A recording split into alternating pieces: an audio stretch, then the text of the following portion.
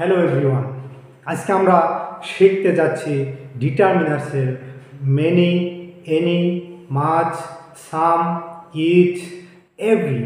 So এগুলার ব্যবহার আমরা ডিটারমিনার্সে কিভাবে বা ইংরাজি বাক্যতে কিভাবে করতে পারি আমরা একটু দেখে নিই। So let's start.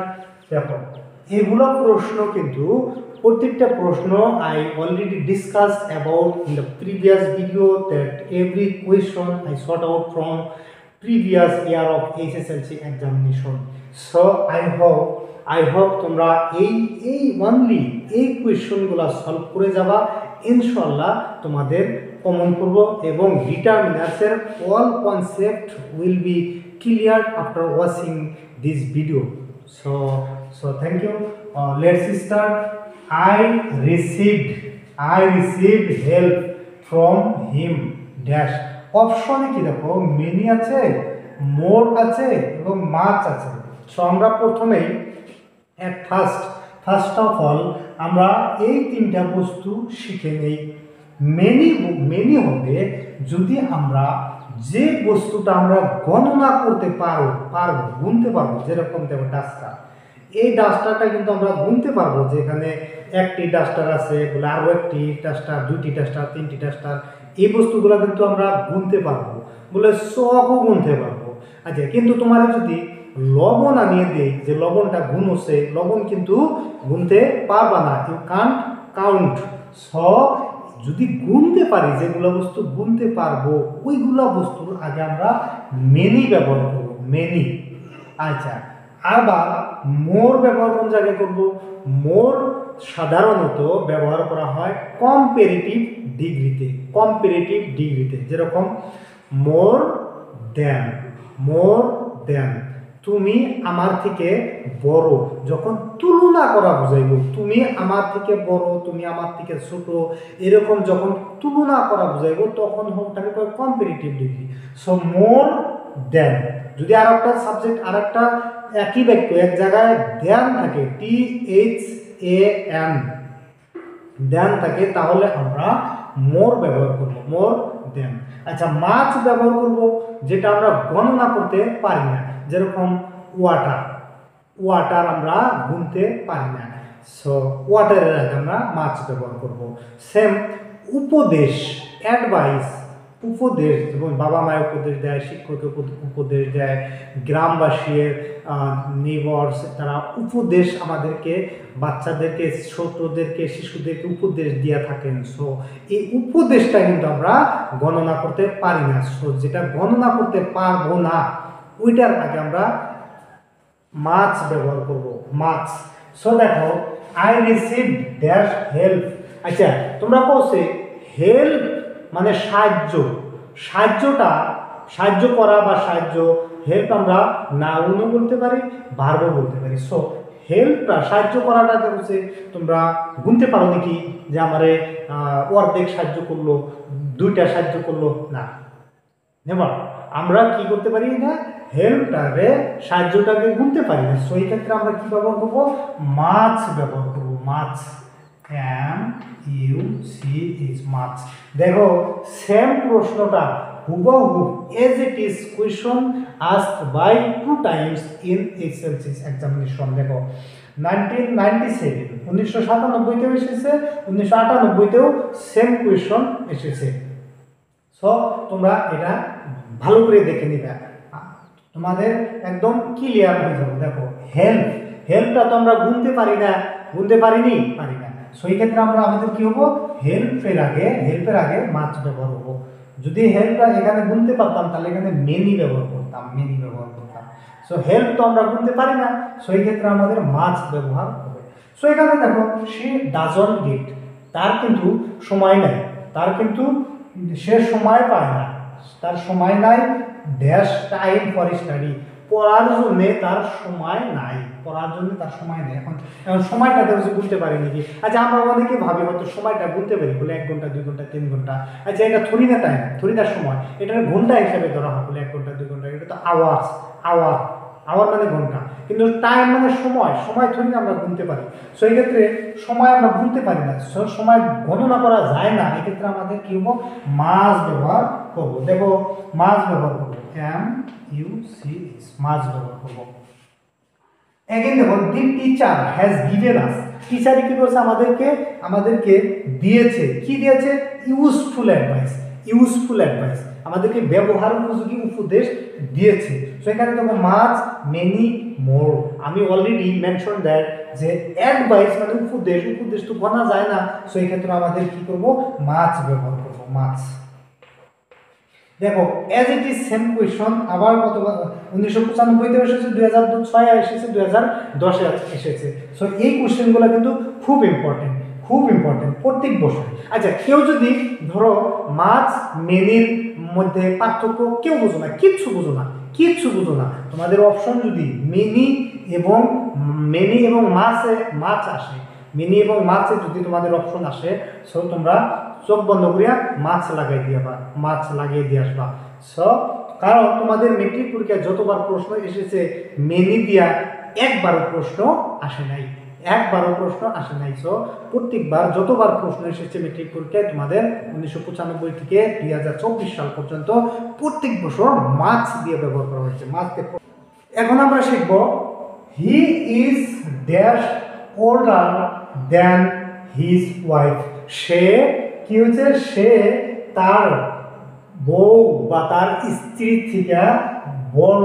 ওল্ডার মানে বয়সে বড়, তুলনা করা হয়েছে এখানে দেন ওখানে হয়েছে। আচ্ছা আমরা ভাবতেছি সো এখানে দেন আছে, সো এখানে যদি দেন আছে তাহলে তো এটা কম্পারেটিভ ডিগ্রিতে, সো কম্পারেটিভ ডিগ্রিতে তো এখানে মোর হবে, মোর। কিন্তু যারা এটা মোর ভাবতেছো তারা রং, ইউর অ্যান্সার ইজ রং। কারণ এখানে একটি টুইস্ট আছে।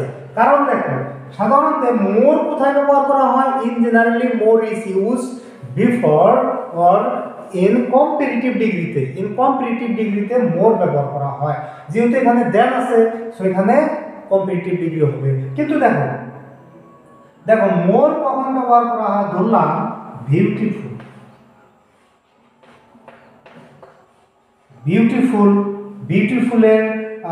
বিউটিফুলের ধরলাম বিউটিফুল। সো বিউটিফুল হলো পজিটিভ ডিগ্রি। আমরা কম্পারেটিভ ডিগ্রিতে কি করব? More beautiful. সুপারলেটিভ ডিগ্রিতে কি করব? Most beautiful. সো এই ক্ষেত্রে তো আমরা থরি না করতে পারবো যে বিউটিফুলার, বিউটিফুলেস্ট, না। সো এই ক্ষেত্রে আমরা কি করব? এটা আসলে একটা নিয়ম ছিল যে যদি দুইটা সিলেবলের থেকে বেশি হয় তাহলে ওইগুলোর সঙ্গে আমরা সাধারণত মোর ব্যবহার করতে লাগে। সো দেখো এখানে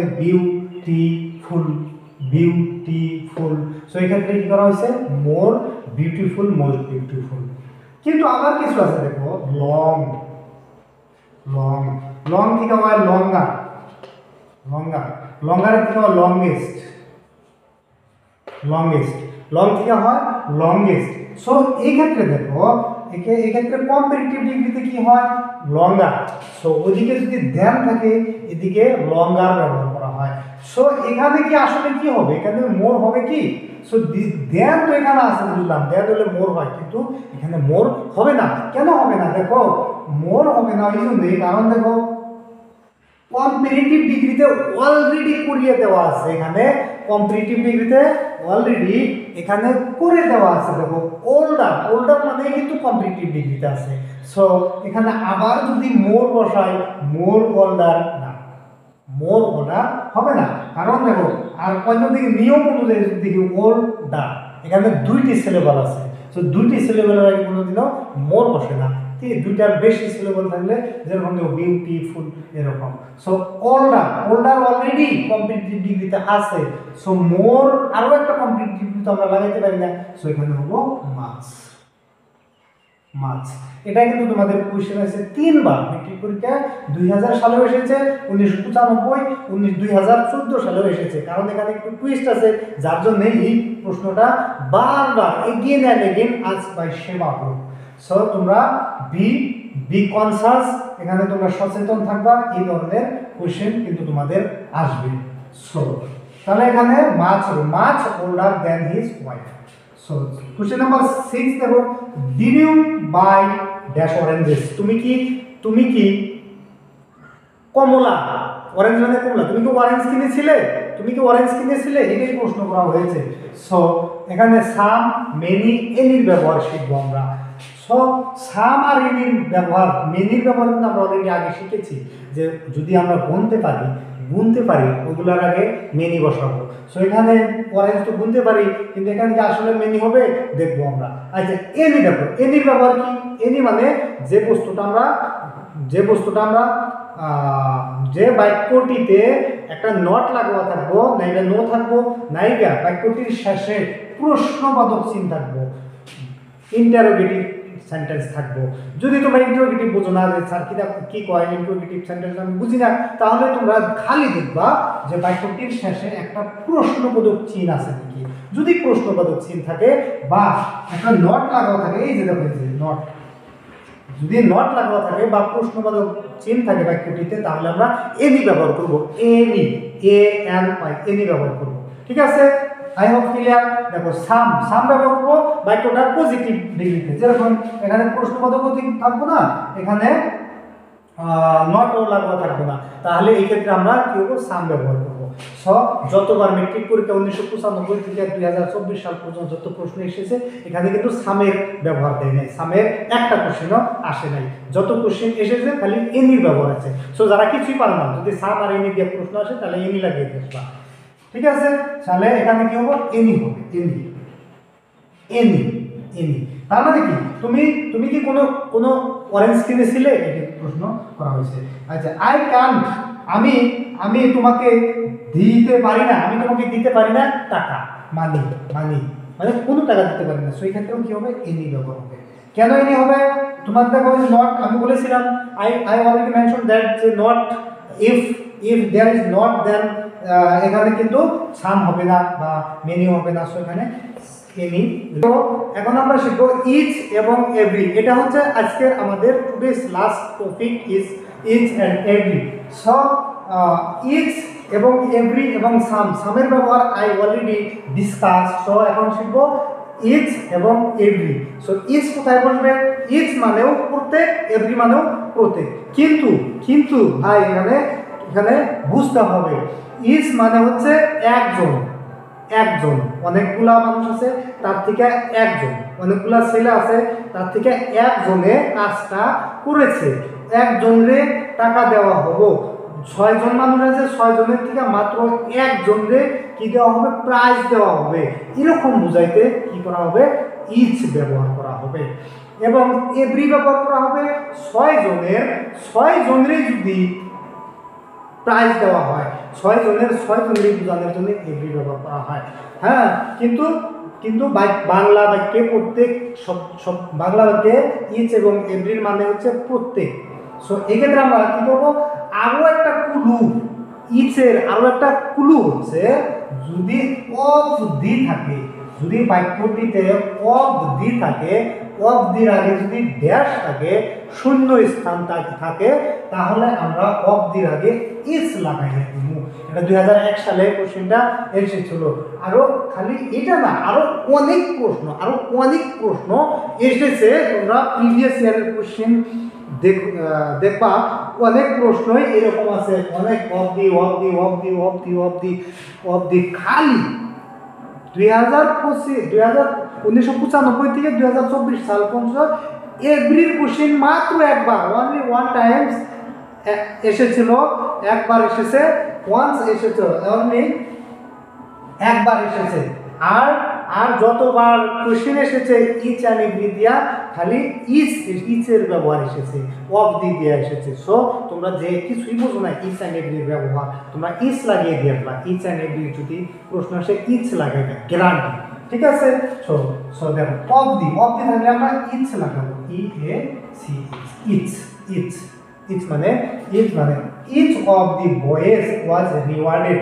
এখানে যতগুলা বয়েজ কান্ত বহুবচন, ছেলেগুলার মধ্যে থেকে একজনরে কি করা হয়েছিল, পুরস্কৃত করা হয়েছিল, রিওয়ার্ডেড করা হয়েছিল।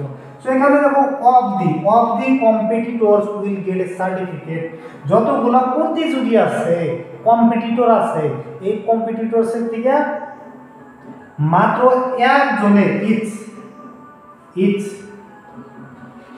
একজনে কি পাবো সার্টিফিকেট পাবো।